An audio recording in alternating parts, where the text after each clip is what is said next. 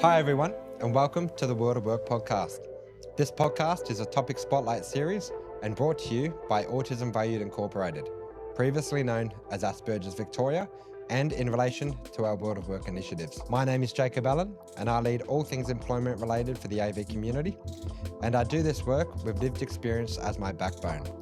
With my own diagnosis of autism, ADHD, and Tourette syndrome. We are a small non-profit doing big work, and this podcast is simply a means of trying to let more people know who we are and what we do. I hope you enjoy what we have to say.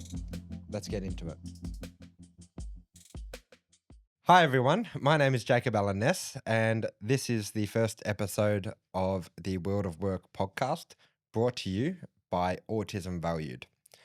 Autism Valued, also known by community as AV and formerly known as Asperger's Victoria, is a non-for-profit focused on serving and supporting the neurodiverse and the autistic community.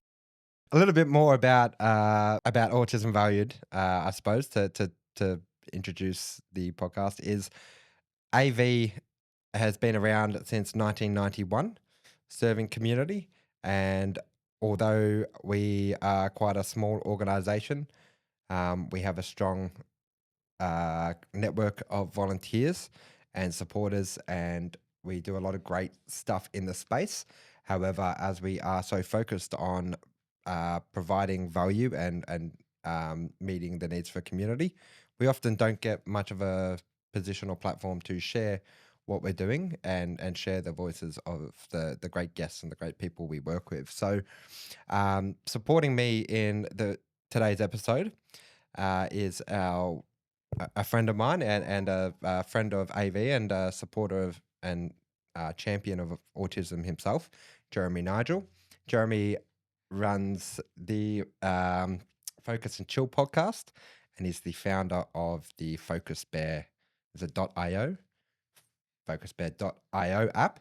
And Jeremy is really keen on understanding how to help our community have a better, more productive, healthy, and fulfilling life. So great podcast. Check out Jeremy's podcast as well. But I'm very glad he is here today helping me kick this one off. And so in a moment, I'm going to hand over to Jeremy. And the way that this is going to work is Jeremy's just authentically going to ask me a few questions, and we are going to introduce today's topic, which is the why behind the work. So to kick that off, we might talk a little bit about what drew me to the work, but what is also leading AV to take some of the stances and the actions that we are, such as trying to create more accessible content for the youth and for and to make things more modern, I suppose. Fantastic. Well, it's a real pleasure to be with you, Jacob, and talking about this really important topic.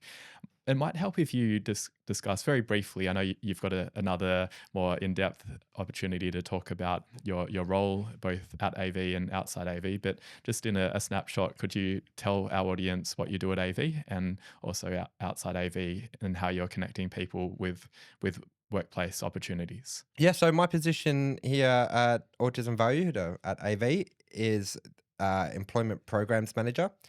I oversee everything employment related for community. So whether or not that is our Teens Work Know-How program, which is what I call my bread and butter program. It's my one of my key focuses, and it's been what I've been hired to deliver for the last few years since coming on and joining AV. But alongside the Teens Work Know-How program, we also offer a range of services such as job coaching, consultancy, advocacy for community, and just helping people understand the world of work in a neurodiverse way rather than a neurotypical way. So I do a bunch of cool things for AV, a bunch of cool things I'm always working on, whether it's current or future. And outside of AV, I also own and operate a social enterprise called Doing Nuts Donuts. I built Doing Nuts because I was going nuts after having a bit of a midlife crisis, or I would call it a quarter life crisis. I was about 25, 26 at the time. I was a bakery manager for Coles. I worked in high volume, high turnover, high production, managed large teams and sales and things like that. Um, but yeah, then I knew that that's not what I wanted to do, and I needed a bit more purpose in my life. And um, they burnt me out. Naturally, a lot of us on the spectrum, we know what burnout's like. That got me there pretty quickly. And I just knew that I'm someone who works a lot and takes pride in what they do. So I needed to try something else. So um, yeah, the social enterprise came somewhat organically. Um, I got into support work first, and I still do support work in a very small sense with a niche onset of young adolescent men. Um, and I have a client that I've sustained and worked closely with for coming on 5 years now. So um, yeah, there's the donut shop. There's the support services where it sort of started, and giving traditional mentorship and understanding some of the problems that young adults and community and the youth were having. Um, and then yeah, I'm also a advisor to the National Autism Strategy and some of their future, I think, yeah, planning and supports and scaffolds that might be put around our community as we move away from the NDIS, for example. That's something that's been all over the news lately. Um, so yeah, I'm very proud to be part of that team advising on that strategy. And yeah, I also hold a couple of other sort of uh, roles in the field where I'm an ambassador for an app called Circle Talk. And yeah, really, other thing, I just started a new role. So many people would know me from AV, but now I've just started a new role with the Southeastern Local Learning Network, which abbreviated down to SALN. Every one of the uh, districts and shires are connected to what's called a lens network. And essentially, what the lens network is I'm being tasked to support uh, school students and high school students again to help find adequate work experience. But now, rather than them having to come to AV and find our program, I'm working with the lens to place not only autistic students into meaningful work experience, but now I'm in charge of placing students all over the southeast. My team has a number of 750 students we're going to try and place this year. Wow. I personally have 76 students that are in need of some placements and some experiences. So yeah, I'm kind of bringing a little bit of my, my what I do with youth and with the teens program, and creating pathways and relationships with employers, trying to do that for them. Because overall, although I wear a few different hats, really I'm aligned to one mission. Overall, all my work's in supporting neurodiverse persons, and doing so through my own um, lived experience. So Well, Jacob, I want to say I'm very impressed that you're going to live until 100. You mentioned you had a quarter life crisis at 25, but good to hear you're powering on from there. And I'm keen to hear a bit more about why your life has now essentially been devoted to increasing employability. It sounds like you've got 4 different roles and they're all geared in that direction. What made that such a big interest area for you? I feel like I'm going to have to go backwards to go forwards to get to this one. So it comes from frustration, uh, a little bit. I've started out in support work, trying to help my clients find work.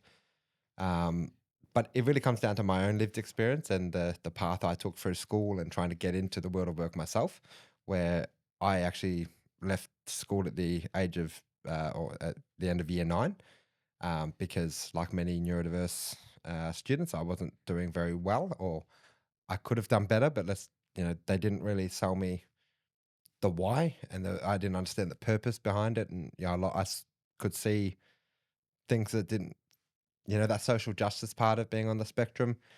I was always, yeah, either I had this weird role. I was like class captain, but I was also class clown. So I'd speak out against what teachers would say if it didn't make sense or wasn't just, or whatever. So essentially, a lot of what I do and the reason why I feel the world of work is so important is because the world of work is essentially where I built myself. Through school, I was treated and made to feel like I was an idiot, made to feel retarded. Just don't like using the word, but people have used that word against us. So, you know, people don't use those sort of words as much now. People understand autism a little bit better. Things are different, sure, but they're still not great. Mm, Um, there might be understanding, but there's still not very many solutions, very many actual outcomes.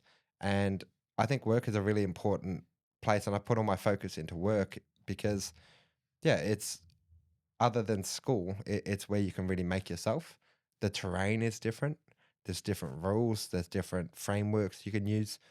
Um, and not only that, it's work leads to independence, leads to having a little bit of money. Um, all of the kind of great changes that mm, whether they happen to me or the clients I've worked with, they come and they get some work. They feel like they're a part of something. They're connected to something. So, and not only that, having some money. Many of the the young adults I work with, they come from environments where some of them their parents can just support them. Others that come from a similar situation to myself, where I grew up with a single mother, not very much income in the house, so I had to get into work early. That's the motivation. Want to buy my own things, mhm. and that's kind of the thing too. Some kids need to be incentivized quite literally with, um, work leads to being able to buy the new Xbox, and that new Xbox leads to doing what you know what I mean. Then that's the drive. Then they realize what work earns them, and then it's our why that school never sold me. So I just feel the world of work is probably the place where most of our community can make themselves if they understand how to navigate the terrain. Yeah, absolutely. I resonate with all you're saying there that for me, it's an opportunity to actually feel like I can contribute. Whereas in other environments where it's more based on social skills, I Mm, didn't necessarily feel as valued, but yeah. has a lot to offer. A lot of young people who are autistic struggle to get into work, and older people might struggle to stay in work. I got fired from my first 5 jobs, as an example. And have you seen that more broadly in the people that you support through AV and your other roles, some of the challenges that people face? The tricky thing for me around this is I didn't get fired for too many jobs. I got a lot of rejection from different things, or there might have been jobs that I wanted to do more, or like I've had rejection over the time. But when I left school, I went straight into a baking apprenticeship. The apprenticeship just kind of locks you in. Don't get me Mhm, wrong. I thought about leaving every year. All the challenges of you know neurodiversity along with that. Um, you know, I thought about throwing it in, trying something different. I struggled, but I did get through it. But so I can't say that I, went without work for too long. But at the same time, I did. So when I left baking, I mentioned briefly before, I knew I needed more when I left Coles. Before I joined Coles, I actually went and traveled Europe for a year, and that opened my mind up to wanting to do more. Um, and when I came back from Europe, I tried to get into different roles and things that excited me and I thought I could do. mhm. You know, as many of us on the spectrum might, we get quite grandiose ideas, and we're like thinking we can tackle anything that we put our minds to, which I do generally believe a lot of us can. Mm, But at the same time, I'm going out there with a resume that stated baking, stated, this. It doesn't reflect anything just because you want to do it. So, naturally, I fell back into baking. I got stuck in a Coles. That's where the managerial stuff came about, where I tried to progress and change things there. But even then, I burnt out in that scenario. A lot of the challenge comes from misunderstanding. It's misunderstanding from the workplace. Sure, there's a lot of the system overall needs to a full flip on its head. It needs a full pivot, full fix. Um, but at the same time, it's a misunderstanding from neurodiverse people about the realities of work, mhm, the realities of life. So, alongside me trying to get into work when I was young, I also grew up in the Dandenong Ranges. We had sheep and stuff like that on the All farm. right. I used to have to dig holes, you have to do hard labor, cut wood, do things whether you like to do it or not. Yeah. I Mm, mentioned I grew up in a single mother household. You got to do things that you don't want to do. mm, And there's this, I think, a little bit of a limbo between the two, or like I don't know, it's a bit of a balancing act between trying to, ensure that your rights and your needs are being met, but also understanding the needs and the rights of the business and the organization. mhm, And myself personally, I think that's where all my successes come. I don't think, you know, about me being an autistic person in the workforce kind of thing, but I know I'm an autistic person in that workforce, and I'll try and showcase that in a different way, but not, I try and show it first before I ask for anything. But yeah, I had quite a few roles before I came to AV, and I had never disclosed my neurodiversity until I came to AV. mm. I guess when you were talking about how some neurodivergent people don't necessarily know what to expect when it comes to work, and sometimes the expectations might be mismatched, and that might be part of it. But I imagine there's also a lot of barriers in terms of the interview process and the standard recruitment process that might put people off. Could you comment on it? Perhaps the people that you've coached and that you've supported, what are some of the barriers that they faced getting into the world of work, and what helped them to actually be able to land jobs and stay in jobs? Well, one, it's inability to communicate, and so I guess like if I was to reflect on some of my clients, one of my clients is what we call ASD level 2, Mm, um, independently capable of lots of things in life, but they could not sit and talk to me like this. They could mhm, not sit in an interview. mm, I've had them practice for an interview, and they struggled to answer the one question that they were mainly practicing for. mm, That social anxiety, that's the environment of how they're maybe being asked. It's the person, they speak to me more confidently, than anyone else, like their parents. mm, And that's the thing. It takes a long time for them to learn and realize they can make mistakes and so forth. But so, there's some challenges where the spectrum is quite varied. And so for some people they need those things scaffolded directly. mm, That same client, he struggled to get work. So I built work around him to mhm, see what he can do. I built a gardening business, and I ran the same social enterprise kind of model that I do in the donut shop. And I took him to do gardens. You know, okay, he didn't have a horticultural background or anything like that, so he might not have been able to tell a weed from a flower. But when 90% of gardening, out there is people just doing the mowing and the whippersnipping, yeah. because most of them don't have the horticulture background. And not only that, most people don't want to pay for what it actually costs to do all that sort of work. So if all he needs to do, to have a job or to have some success is, you know, mow some lawns, he did that great. Mhm, He's one of the hardest workers I've ever worked with, mm, you know. But that's again because I'm giving him the opportunity. I'm showing him that I'm here. That, I'm literally doing that for him. So he's realizing that I'm actually there. So it's generally showing up for people, not just saying that you're there for them. A lot of these supports and things that the frameworks have in place, they're just tick box. None of them don't. No one's going out and building you a gardening business to do that, right? But I actually did that. Another one of my clients in the past, probably one of the most least independently, well, actually would never be independently capable. mm, Um, they had NDIS, they had DES, they had all the supports of someone who's never going to be able to live independently. But they had a passion of doing gardens. mm, It's what they did with their parents. Their parents loved growing stuff outside, so they learned how to mow lawns. mhm. It's what they loved.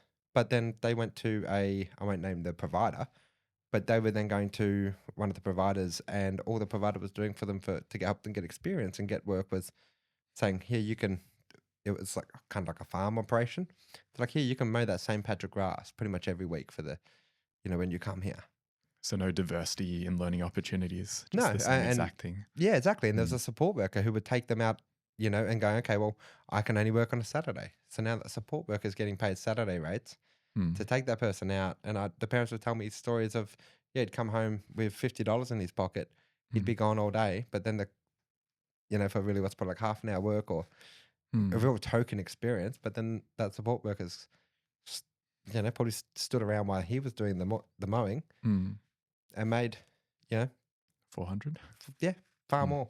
Mm. So when I did that, I went in, I'd mow the lawns, I'd do whatever, I do it with him. With them. Mm. Yep, yep. And it was his business. I was getting paid my thing, but I charged general rates. Mm. And yeah, he was earning probably $100 an hour Mm. because we'd knock it out because I'd be there with him. Mhm. It's free labor for him. I'm there to help him. I'm not Mhm. going to stand there do nothing. Mm. And as well, his dad ended up helping because his Ah. dad, big part of the life just kind of came around. But the dad fell in love with doing it with the son. Mm. So I'm like, well, I've just created you guys a little micro family business. And, when I stepped away, he had about 15, 20 clients on an ongoing roster. He could work 2, 3 days a week Mm. at his own pace, Mhm. earning a little bit of pocket money. Mm. It's not going to go over the tax threshold. It's not going to affect his DSP. It's not going to affect, Mm. the NDIS. It's just going to give him a little bit of, he might be able to buy some DVDs or he loves Subway, Mhm. you know, things like that that don't Mm. need to then come from all those other supports. Mm. Um, but yeah, it's, you just got to think out the box. You got to just do a little bit more for the person. And in a lot of senses, it's just because the person that they're matched with or who's helping them doesn't have the self understanding. So Mm. um, yeah, my lived experience is a big part of being able to do what I do because I Mm. understand them for how they're feeling. Because although my diagnosis is Asperger's, or was Asperger's, now known as ASD level 1 or high functioning autism, Mm. whatever way we want to word it. But I know on my worst day, especially when I was younger, that I was ASD too. Mm. Whatever. So we've all been there. We all have our bad days. We all understand what it means to be super autistic. Mm. You know, so yeah, if you just don't have some of those understandings and realize where the person's actually coming from, I don't know, just there's a lot of loose ends, so to speak. Mm. That's two amazing stories, both to highlight some of the barriers, but also how you've been able to create an environment to best support them. And Thanks. with what you're doing now with Autism Valued and with the other roles, it sounds like you're scaling that now and supporting more people. Do you think it's possible for a lot more people to have a better experience in the world of work? Yeah, absolutely. This might sound ambitious, but I've openly stated, and I've kind of on my manifestation board is I actually aim to be Australia's largest employer of autistic individuals. Nice. Um, Wanting to do so because I look at it as a safety net. Mm. Um, I don't want to employ people to have a job. I want to ensure that I know that they're safe, that they can, you know, be living and independent and those sort of things. I love that ambition. That's so cool. And I think it definitely is possible with the way that you're planning on going about doing it. Could you talk more about how Autism Valued and your other social enterprises are going to achieve that vision? Um, yeah. So again, it's a ambition, nonetheless. But so was everything I started doing, I suppose. But it's really sort of supply and demand. So, um, Autism Valued, we already do well. Our volunteer cohort is um, our whole cohort or our membership base is 95% lived experience. Um, we have a very strong volunteer base who help us run peer groups and do great things like this, like yourself, for example. It could be simple things like me getting the podcast to a point where it generates cash flow so I can, you know, pay you to do these in future, pay you something that's more than fair. You succeed where I succeed. All those it can be simple things like that, just giving other people a spotlight, whether it's me helping your channel succeed and we just, doing whatever, or generally going out there and giving someone an opportunity. So I plan to employ a lot of people. My goal, I'd love to employ a lot of people for AV to kind of create their own micro enterprises and Mm. micro opportunities. Because what a lot of people don't realize in the world of work, I suppose, is, or when we're thinking about trying to create value, it's a lot of the work that there currently is has not been put forward yet. So if you think about a lot of the work that's going to support the modern day job seeker, a lot of that's like tech based stuff, right? We're doing a lot of social media, content creation, all these sort of things. And a lot of small businesses, they have a lot of tasks and a lot of things and a lot of stuff that could help them grow. So if we think about what I'm doing right now, I have a donut shop where it's, people love it for the donuts and they love it for what I do. So that can expand. Great. Um, but at the same time, I only do the donuts 1 day a week because I'm focused behind the rest of the mission. Mhm, Because I would bring people in the donut shop and I can give them work experience and employ them there, mhm, but there's still, when they get out of that, that's just a training ground. So I still needed to understand the larger landscape. mm, And that's why I moved in, that's why I focused my energy in so many different areas so I can understand the full world of work, the full, terrain um, in which I'm essentially going to war with kind of thing. Um, and yeah, so I think through all these opportunities that I'm creating, even the podcast itself, the more like this will be a cash flow model. AV is a non for profit, but non for profits, I'm not the kind of person to try and ask you for charity. I want you to invest in me and the work I'm doing because it's bringing value, because it's got merit, and because it can be sustainable. I think with a business mindset. mhm, That's why I love social enterprise. Um, I once heard someone say that a social enterprise is a charity at heart, but a business in mind. mm, So it's great. So I've always been pretty good at making money, not as good at controlling the money and managing my money. Um, you know, but yeah, it's a challenging thing, and yeah, with the podcast, with all these things, a lot of them are being supported by government grants. So in that case, that only has so much capacity. mhm, Um, a lot of things in the non-for-profit world, if we don't think about them as cash flow opportunities, then they can't have that sort of sustainability. So me trying to think of how to bring you know business into a non-for-profit setting, how to social enterprise a little bit more, and create the relationships, create the mutual working um, incentives. mhm, Um, because you have to understand, if you want to change the way employers think, if you want to try and work with them, you're trying to make any changes, you have to, you know, show that you got some skin in the game, show that you're doing something, show that you're looking at what they need. So yeah, mm. you might see over time with the podcast, I'll start putting in sponsors, I'll start doing everything, stuff that looks a bit more, you know, Commercial? commercial, capitalistic, but again, that commercial sense will allow me to provide accessibility, will allow me to, do that.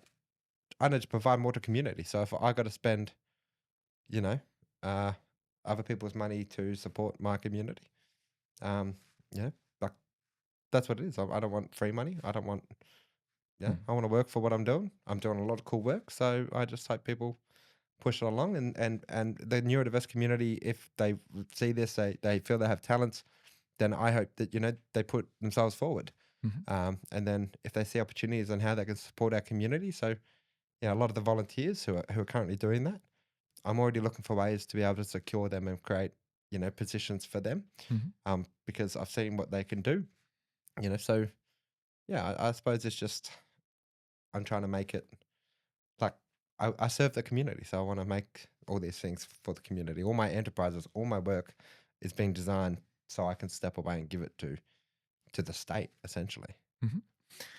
Yeah, that makes a lot of sense. And it sounds like in terms of your strategy that part of it is about creating opportunities for people in social enterprise and maybe when you said that you'd be the biggest employer, it would partly be your enterprises, but also maybe people who are inspired by what you're doing and they set up other businesses. And then I imagine there's also a component of making it easy for other businesses to employ autistic people and maybe having the case studies from the social enterprises of this is how we structured the work environment to best support someone who's level 2 autistic. That might make it easier for other employers to follow, because we have seen like there's some banks that have autism specific recruiting programs, and I think smaller businesses don't necessarily have that, but do you think there's an aspect of that, of helping other businesses learn how to engage autistic people? Yeah, absolutely. So it's a large part of the work we do at AV. Mm.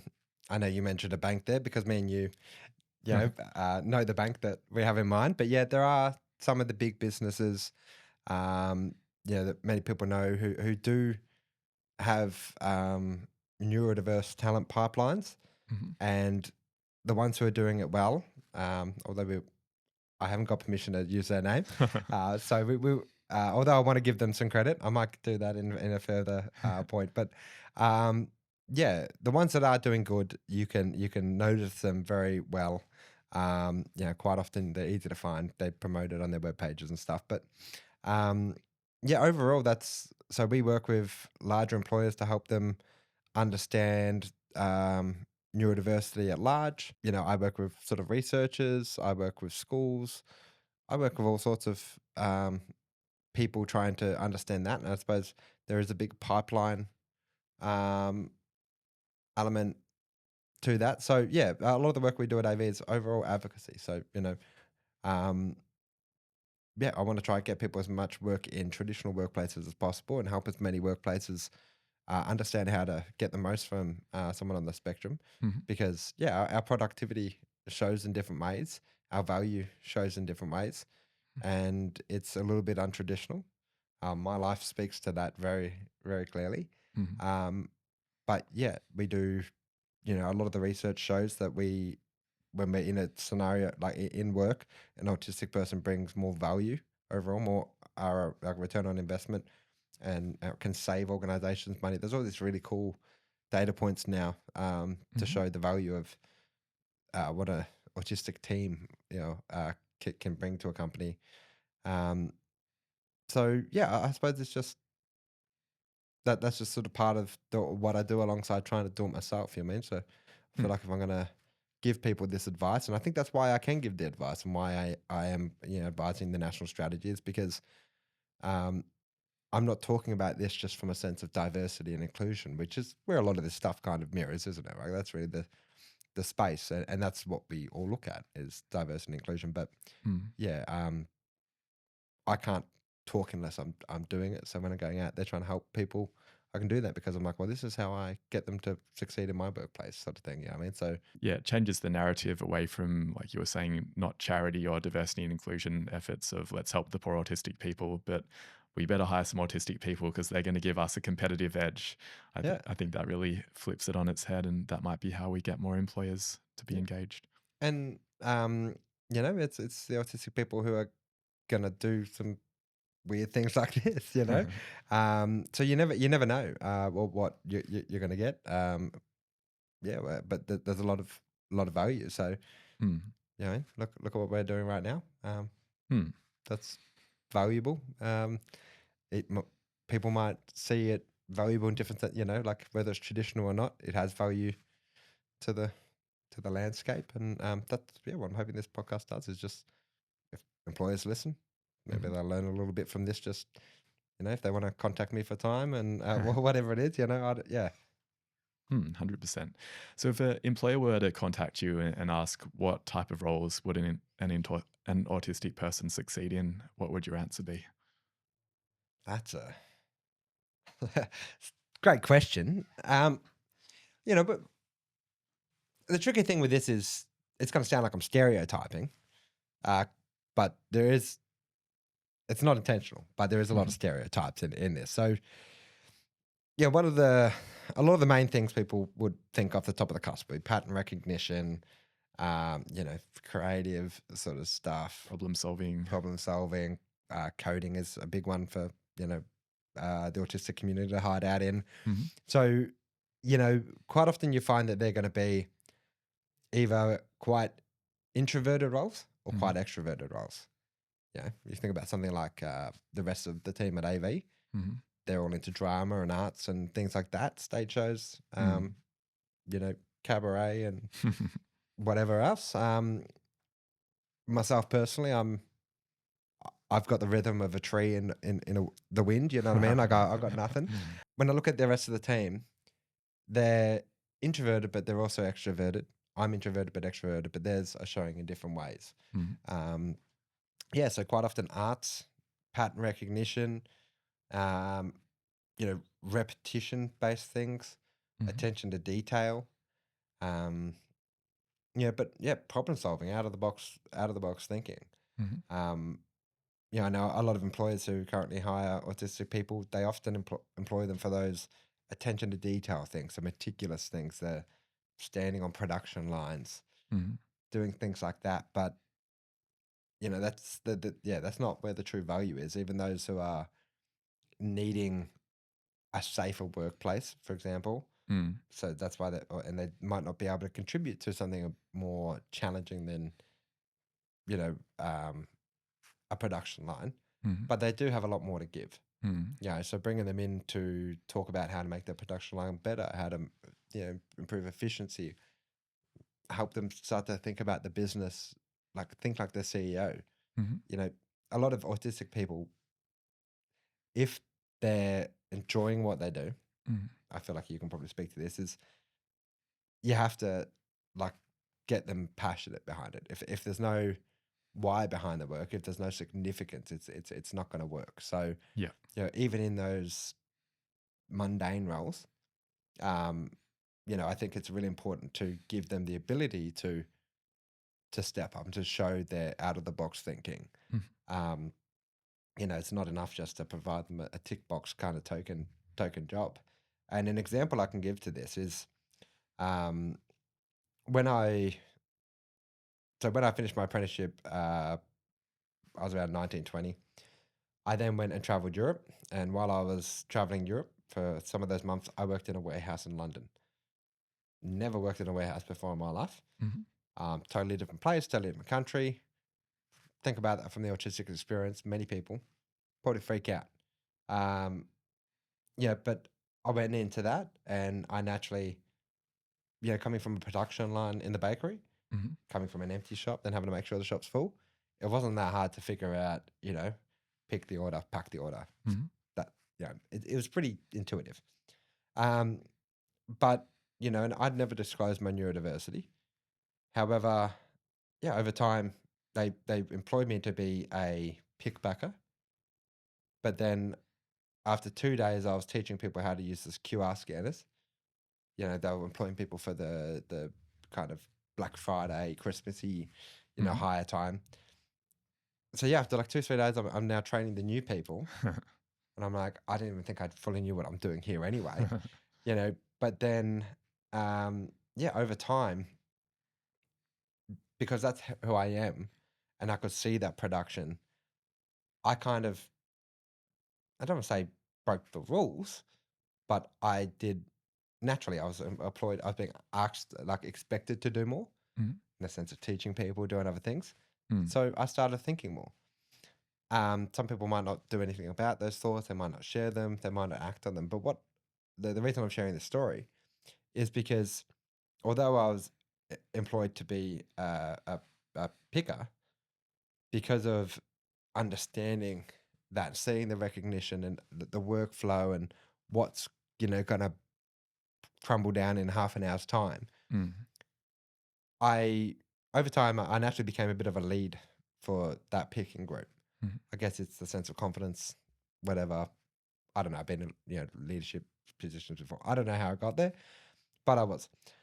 So I remember it was quite a busy day, and I realized where the packing team is. I'm communicating with all them, doing the job that the managers probably should have been doing. Um, but I just needed that to understand where we're at. And then I realized that the picking team was more ahead of the packing team.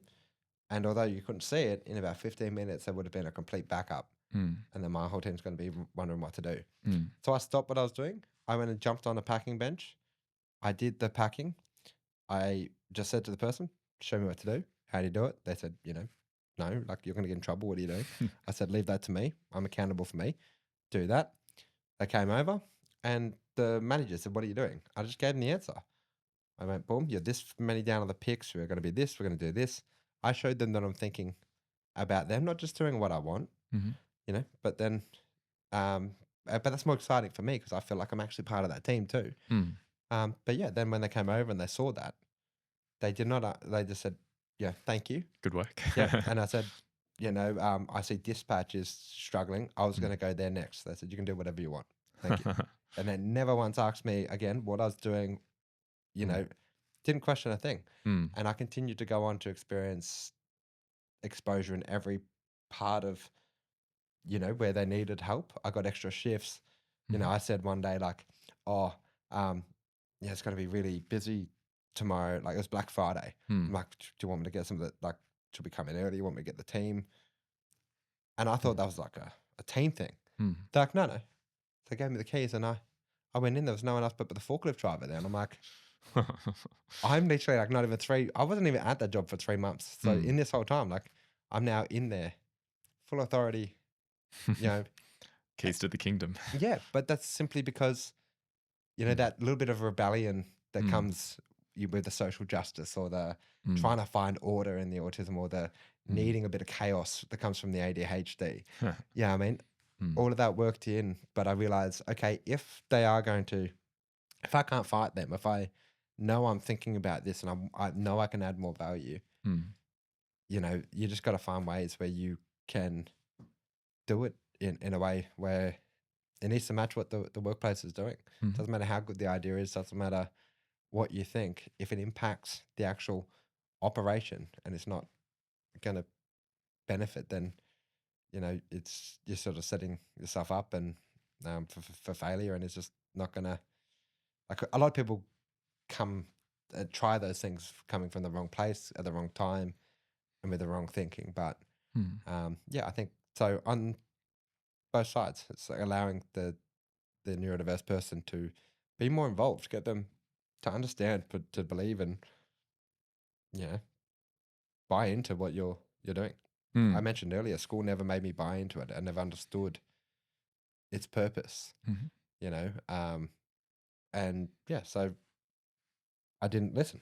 But in an environment where you were allowed to voice your opinions, even though it was slightly against the rules, you took a lot of ownership there. And I wonder if that's just a sensitivity coming in that I think I'm the same, that I find it almost offensive if I see something done in an inefficient way. Yeah, And I feel like I need to correct it. yeah. And that can be a real strength as well. Wanted to ask a bit of a random question in terms of, you were talking about the stereotype being IT roles, but then you've also spoken about how you've seen people succeed in gardening businesses and in hospitality with your donut shop. Do you have any thoughts on what roles are safest from an AI perspective? Because there might be some of the coding jobs that are going to be disrupted in the very near future, whereas some that are a bit more physical, they will be disrupted down the track with robots, but they might be a bit safer in the short term.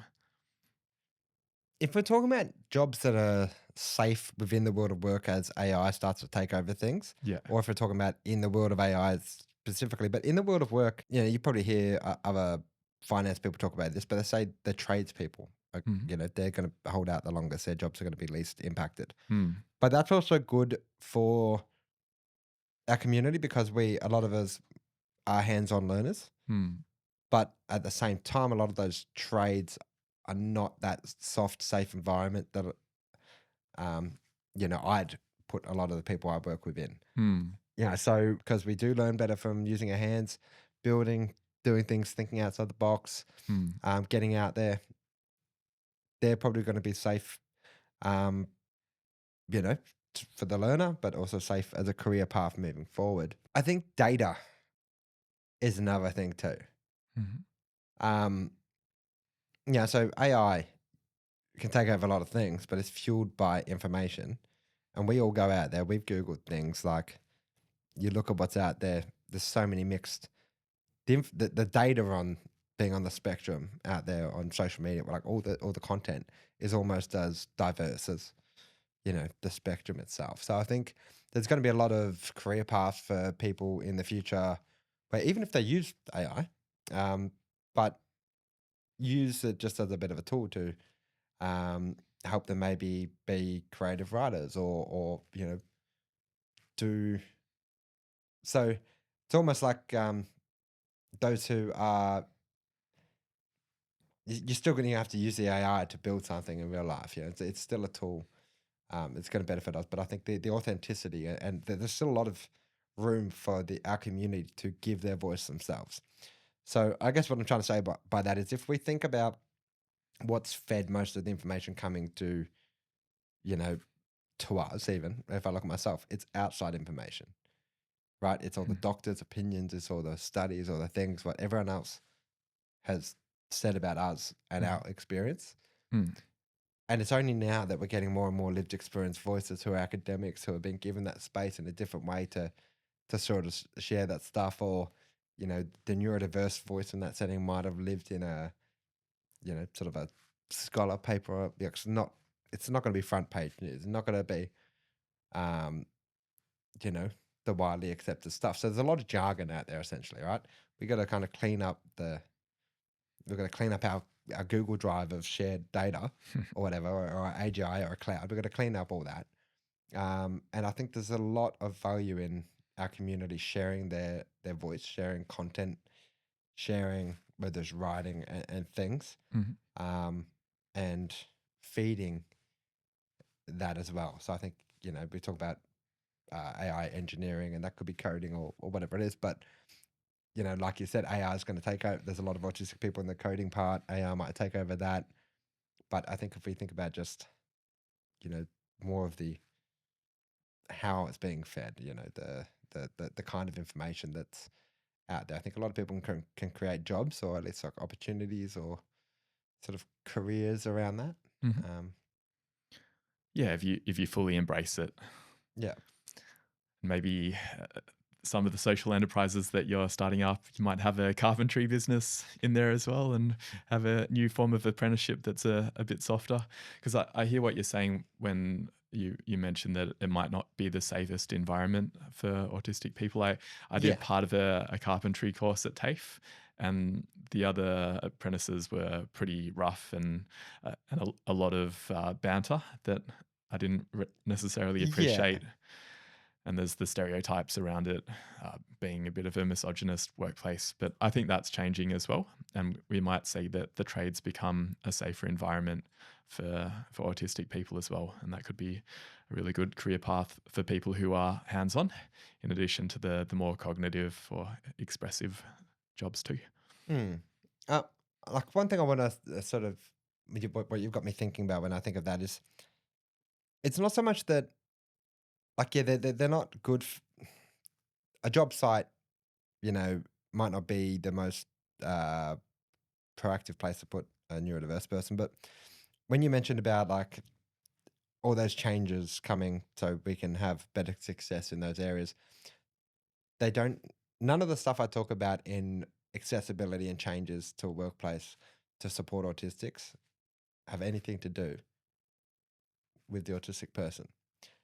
So, Mm, what I mean by that is if we start to, but a lot of the actions that we're doing in this space by trying to be inclusive, we just become more exclusive. Like we exclude ourselves mm, through the inclusion is leading to isolation. If you start going onto job sites and demanding things to be changed and you need things to change, you know what I mean? Like, so a lot of the changes, so if you talk about carpentry, so if it's unsafe, or something, the world of carpentry is going to get safer as we have, yeah, and it is getting safer with more technology.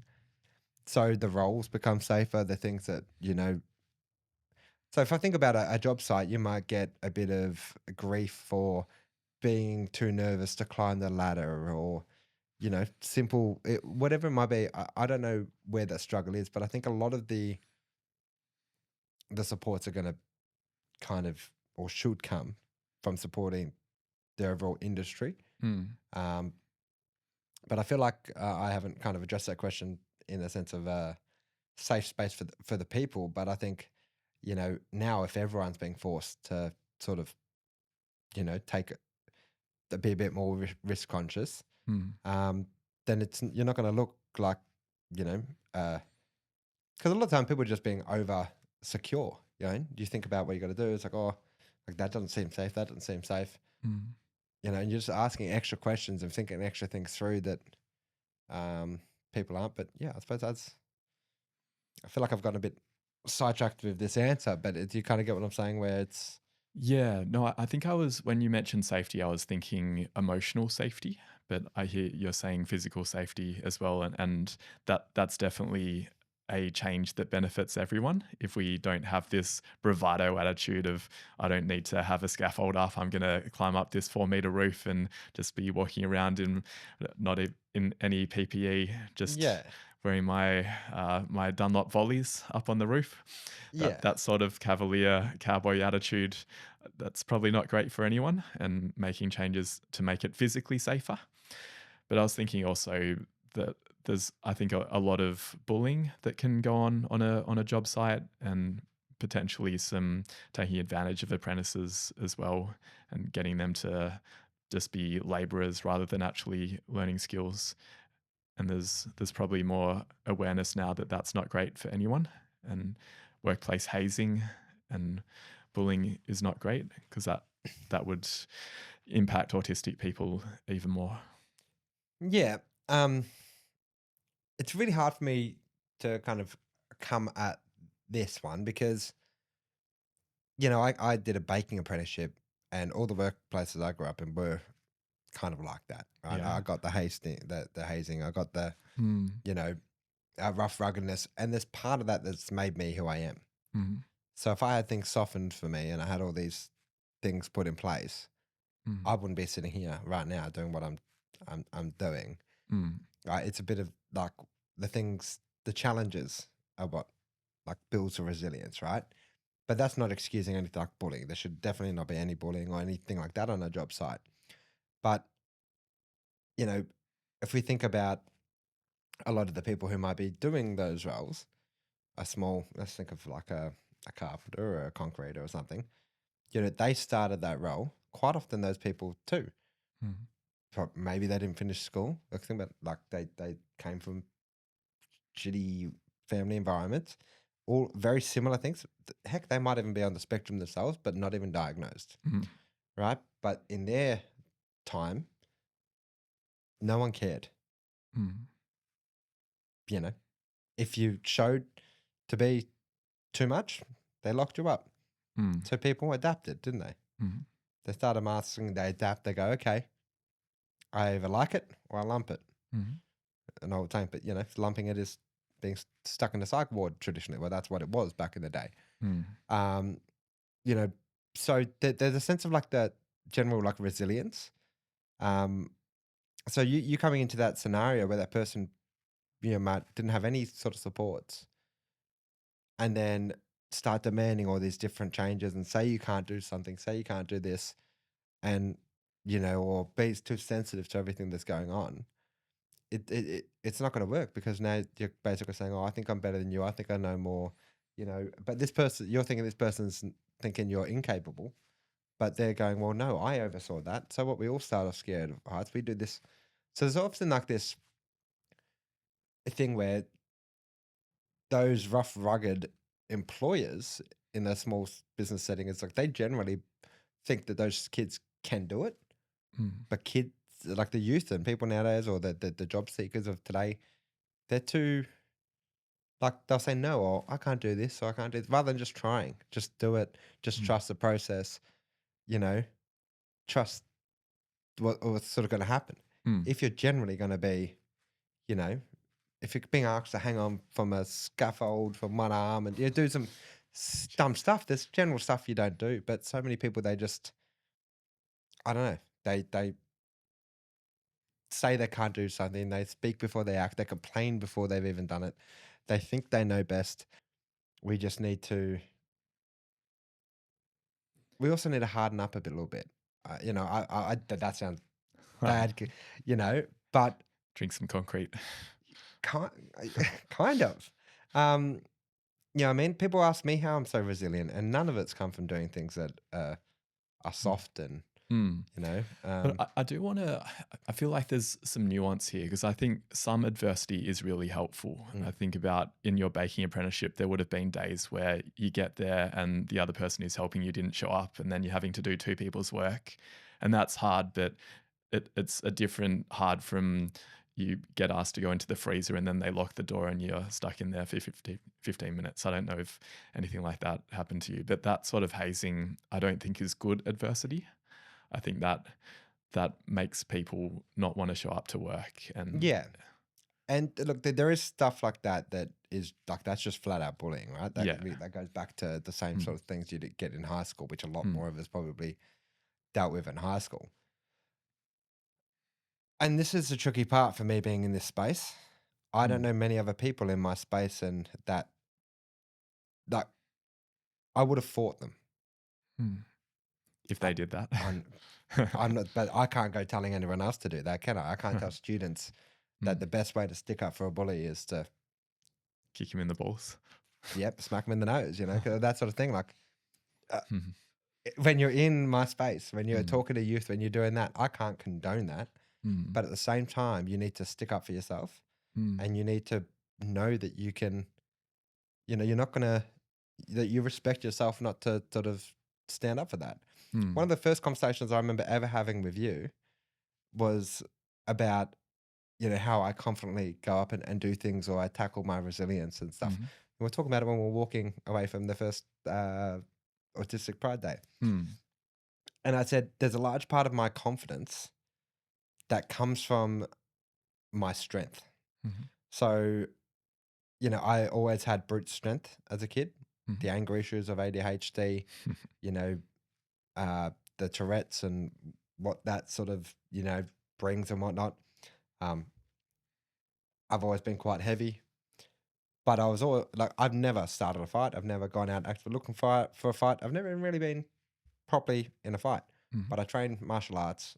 I do weight training. mhm, I've done all these things, where I know, that I have the ability to stick up for myself. mhm, And, I suppose not only that during school, I was kind of a chameleon socially. So where some people picked on me, there were other people who would, stand ground. So mhm, the schoolyard's kind of like exactly the same as work in some sense, where you got to find, or the art of war. You got to find people who are on your side. You got to understand, um, yeah, the terrain that you're playing with. You're going to understand that people are going to sort of do that, and um, yeah, people. So that bullying part of the culture, I think, yeah, that just needs to go. And a lot of bullies is because they're being bullied or there's something wrong with them themselves. yeah. Um, but yeah, there's a lot of it where we just need to stand up for ourselves and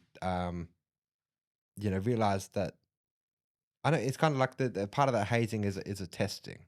Mm, Yeah, I mean, do you? I don't know. It's a messed up way of doing anything, but yeah, it's this real. Yeah, that's the tricky thing. Yeah, even with my baking apprenticeship, I told my boss like to shut up. Yeah, I'd speak back if I was generally being mhm, thought I was like he was taking his day out on me. I mm, would I'd yell back. I'd kick back. mhm, So I guess there's always been that part of me that like when enough is enough, I won't let it get too much. I'll stand up for myself. And people need a lot to do that. And yeah, so I think a lot of people doing something that gives them strength, gym, martial arts, mhm, you know, some sense of, you know, I don't know. And that could even just be looking the part, that could be doing whatever. But if you know that, you know, yeah, I guess that person wouldn't lock you in a freezer if you knew you spent outside of work 90% of your time practicing, martial arts, would they? Because if you're practicing martial arts, you're going to be talking about it. mm, People probably going to know. There's going to be things, right? You don't just rock up first day and someone locks you in a freezer. That's probably not going to happen. There's going to be context build up. So it's more, so someone knows that sort of about you, or you look like someone who can defend yourself. That's going to happen. But it's often, um, a lot of community are made to feel weak And Mm, that's not, that can be the parents, that can be their own mindset, that can be school, outside people, mhm, bullies, but mm, they just need to realize that, they have a lot more strength. You can become a lot more powerful and gain strength. Um, and your strengths can show in different ways. Um, mhm, so whether that, in that scenario, you can either fight back, or you go to the boss, or you know, don't do anything, and then you work to a position where now you're their boss, right? You can get back in any different way. One's going to make you look, you go tell your boss. Now you've kind of affected the team culture. Unless the rest of the team culture have something against that bully, you've probably just done yourself a disservice, right? That's a whole snitches get stitches joke, but like it's kind of the same thing. And then, so if you defend yourself, that's, one way, but that's gonna have a consequence, in whatever way. But it's it doesn't need to get physical. We're just defending yourself and sticking up for yourself can mean whatever it needs to mean, and it might go as far as it needs to go depending on what that level of unsafety is. But yeah, if you don't have any ability to be able to, stand your ground or even find the words to, you know, ha- it's the world of work is like the jungle. mhm. I wonder if this is scaring people off. Yeah, I think it's maybe not as bad now as when you were doing your apprenticeship. I think that there's more awareness of psychosocial hazards and more onus on the employer to make sure that it doesn't happen. So don't get yeah, scared at anyone if you're yes, worried yes. about getting locked in a freezer. It doesn't happen much anymore. Yeah, no, and it doesn't. There's cameras, there's things, there's all these things that nowadays, like, you know, bullying, and that's caught, it's captured, it's Mm, not stood for, yeah. So yeah, we don't want to scare anyone, but at the same time, we have to understand that if we're walking around on eggshells Mm, and we're going to be someone in a workplace yeah. that you need to walk around on eggshells around, who's going to, what kind of Mm, like that's not someone you can really sort of, you know, work with. So it's just, about finding a little bit of that strength and advocacy, and that um mhm. ability to be able to sort of stand up for yourself a bit. But yeah, that shouldn't scare people. Well, we might wrap up by going through some of the principles we've discussed, because I think there was a really key point that you made before around adversity, that it is necessary to be able to roll with the punches a little bit, and that work isn't meant to be super easy, but it shouldn't be super hard either. And removing some of the unnecessary adversity, I think, is worthwhile. And that might be something that the employer can do, and the autistic person could point things out. But also being able to cope with it a little bit might be one of the principles. What are some of the other principles that you think about in terms of how can we better involve more autistic people into the world of work? Because we were just using sort of construction-y talk, Mm, so when we talk about supports, I don't talk about it as supports. I will often use the word scaffolds. mm, Because nice. to build a scaffold around someone, it Mm, allows them to reach new heights. It mhm, also just allows them to be safe. mhm, No one gets even on the top, a one-story building without a scaffold around the house. And using scaffolds, people can sort of understand that the necessity around, it's just part of it. Doesn't matter how big the house is, how great the house is, with a small house, like there's fundamental, foundational safeties that need to be put in place. That's a great point, and I love that analogy. The other thing I want to bring back is your example of the man who was being asked to go to the farm and mow the same patch of lawn. Do you want to talk about what principle might have been violated there and what we could do instead? It just comes down to, you know, self-understanding. Um, and so the other thing too, right, is with that young man. So I started working for the NDIS. I was going out there and doing these things. But what you also got to realize is the NDIS were paying me the same amount to help this one young man as what Coles was for me to manage their bakery, pull them in $50,000 a week in sales, manage a team of 12, and get paid for 40 hours, expect 50 from their managers, Hmm. and I was averaging 70, Hmm. right? you spoke about, scenarios where baking's tough because team members pull out on you. Mhm. One day I had 24 hours of team members pull out on me. Yeah, in a normal bakery, that would be shut the shop. For me, that was a 20-hour day. Go home for 4 hours, came back and did another 12. Jeez. Right? That's not conducive for anyone's, Mm. that's so, if that's the world of work environment, whether you're autistic or not, none of that is. Like the world of work the world of work is broken for everyone, right? Mm. Um, and autistic people are quite often just the hypersensitive ones to like we're more attuned to that. So we're just going to flag that a lot earlier. There's this thing called the social model of autism. You're probably aware of it. I speak about it. Some people don't seem to be aware of it. In the autistic community, we speak to the social model because it basically frames that what it's basically saying is an autistic person is only autistic because of the social and the environmental. Or only disabled? Or only, yeah, that's part of the thing. Thank you. That's part of a good correction.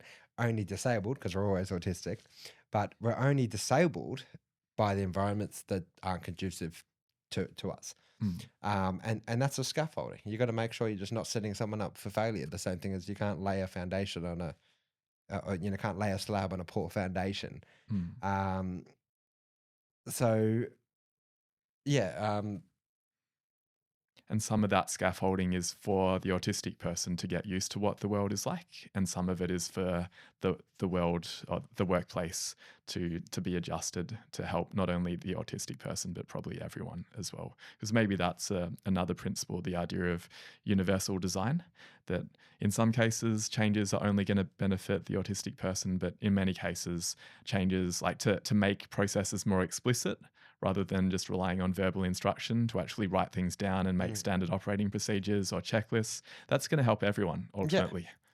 And you often find like, the big employers, they have those sort of like they're the first to sort of it's when you go to small businesses that they don't have the time to deal with that. Hmm. But then, you go to big employers and they have all those things in place, and usually that person who's in charge of delivering all that, someone who's been on the spectrum, being able to mask enough to be able to get to that point where Hmm. they're the person, bringing in structure. Hmm. Um, and I think that's a lot of the AI space and the tech space as well. People who have Hmm. just kind of created all these cool tools to support, Hmm. themselves um 100%. and that. So Is there any message you want to end with? uh yeah, I guess just thanks for bearing with us, everyone. This has been the first and not going to be the last, but it was fun, kind of awkward. So, over time, I think this will get a bit better. I did note, there were some parts of, my responses where I kind of did the neurodiverse thing of kind of feeling like I didn't finish it. So, if there were any points that people wanted me to expand on, or you liked any comments and you want to get involved in the conversation some more, want me to break it down, I'd welcome anyone who's listening to this to make comments, email me via programs at autismvalued.org.au. Connect, with the organization. I'm pretty easy to get a hold of. I don't make you jump through hoops to get in contact with me. Um, but again, I'd also like to mention that this podcast is being done in conjunction and connection with with AV's career network. So anyone who knows AV and has been connected with AV for a little while will know that we've been running um,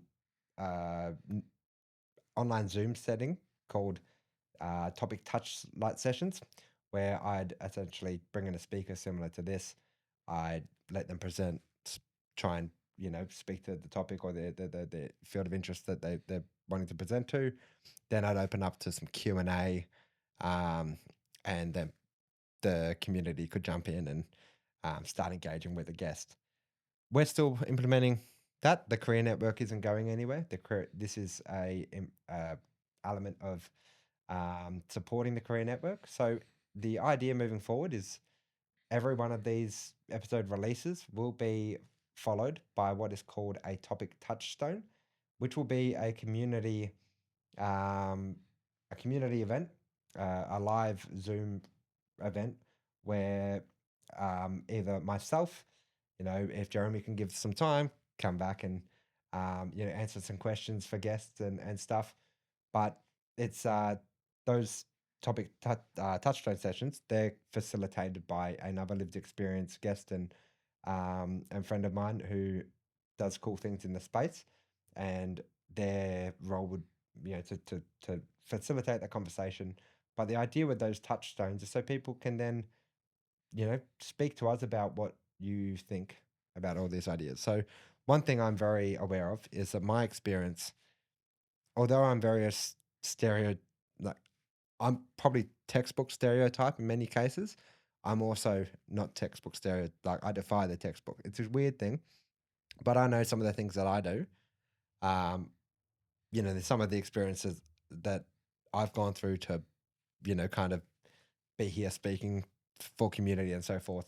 I can't expect everyone, there's no one size fits all approach with us. So I know as an advocate for community, I don't want to have people think that my voice is, the one that's important. So I want community to join those events, to get involved, to tell me what you want to hear next, what you liked about it, where you thought I was wrong, how I can advocate for them and for the Autism Valued membership base at large.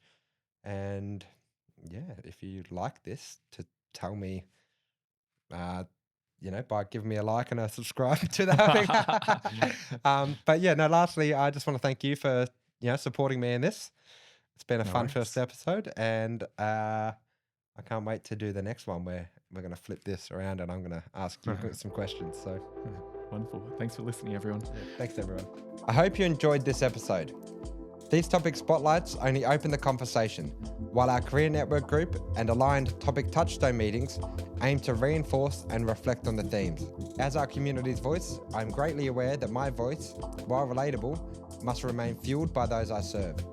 That's what the World of Work ecosystem aims to do. Simply click the links to find out more. Thanks for listening.